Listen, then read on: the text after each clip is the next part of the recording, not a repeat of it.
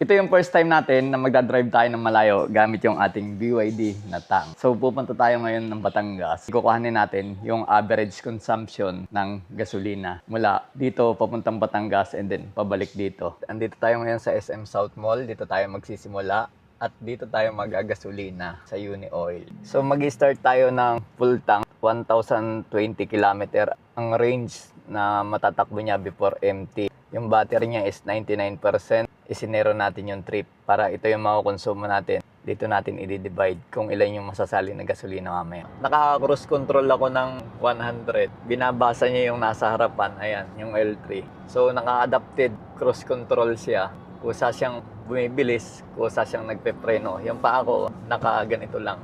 Para lang nakaupo. So, manibela na lang yung ina-assist ko. Dito na tayo sa Cuenca, Batangas. Medyo kurbada na to. Papunta ng Alitagtag. Pupunta tayo sa Barangay Mulawin Norte, Alitagtag, Batangas. Sa ngayon, naka-EV pa rin yung gamit natin. Meron pa siyang 42% ng battery.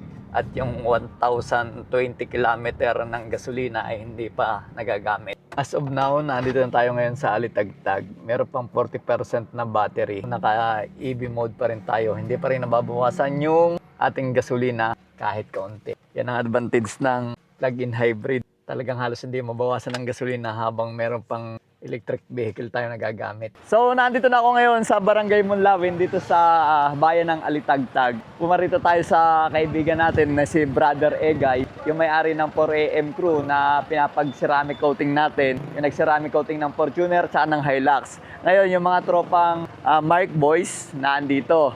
So, may mga Guerrero Riders outreach. Ito yung Mark Boys. Ayun oh. Christmas party, hindi ako nakapunta. Christmas party ng Mark Boys. Yan, naka-big bike sila. Ngayon, yung kanyang pinapa-bless na ito, na bago. Gagawin daw itong Airbnb. Maliit pa lang yung nakasulat, pero Villa Alicia, Barangay Mulawin, Alitagtag, Batangas. So, malapit lang to sa eskwelahan. Ang eskwelahan yata yung naandun or naandun.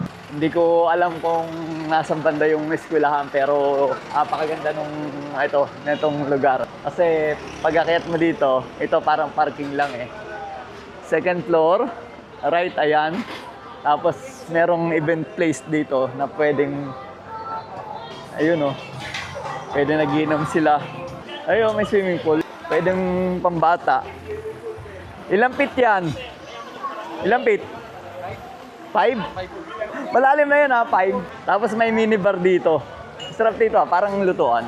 Ayos oh. Pwedeng mag-book dito. Malamang may Facebook page na yung mga yun. And then, ayun ako. Salamin pala. Napakaganda. Pala ko lampasan eh. Kaya tayo nandito para makikain. Dahil late na tayo, kukunti na lang yung naabutan natin. Subukan natin makit sa taas. Ganda ng pagkakagawa. Solido yung mga tiles. Dito sa may shower area. CR. Oh, ganda naman ang CR. Ito, panlalaki oh. Diba? Ayos ah. Taas ng hagdan. Ganda ng tiles ah. Saka design. Pintura. Ang taas ng second floor. Tapos ilang kwarto to? Isa...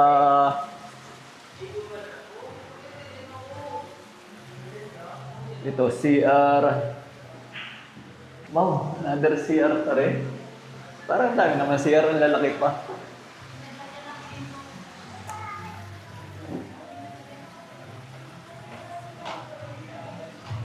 Tapos 1, 2, 3. Tatlong kwarto. Ang ganda rito.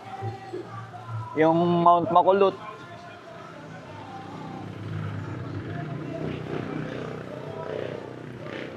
Meron pa palang kwarto dito. Ang galing ah. Ang ganda ng ambience dito ah. Ang lalaki ng kapitbahay, lalaki ng bahay. Ang dami pang bakanting lote oh. May kwarto pa din doon, nice ah. Ate, yan na ba yan sa amin? Overload na... Special. So siyempre, nandito tayo sa Batangas. Hindi mawawala yung Lomi rito. Ayan oh. Leo and Tess Lomi House. Alright? So ito na, naka-it's EV na tayo. Hindi natin napansin na bumaba na ng 25%. Kapag bumaba na ng 20%, mabubuhay na yung makina. Kaya yung 1,020 20 kanina na kilometer range, ngayon nababawasan na. Ang tinakbo natin siguro nasa 105 kilometer gamit ang kuryente at ngayon palang gumagamit ng gasolina. Pero habang gumagamit tayo ng gasolina, napansin nyo itong 18, 19 na ngayon, kumakarga na uli. Dito na ulit tayo ngayon sa SM South Mall at nandito tayo sa Uni Oil para magpakarga uli. Ang ating nakonsumo na milyahe is 177 km. 20% na lang yung battery. Dating 1,020 km, ngayon 954 na lamang yung range. So bali, pinwersa pa yun ni ate. Nasa 3.31 liters. 177 ang tinakbo natin. I-divide natin sa 3.31 liters equals 53.47 kilometer ang isang litro.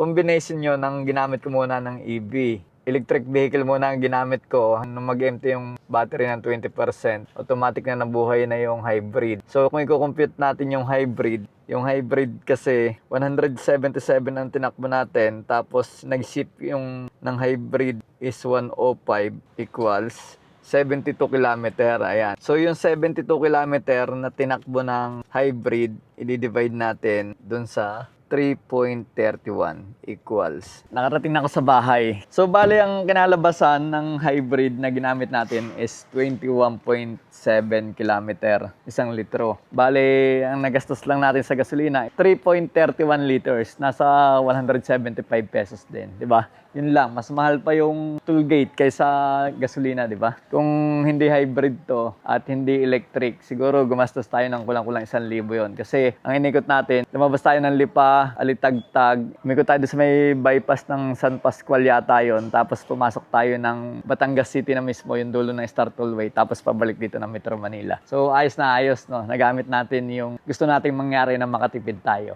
Ayos, ride safe.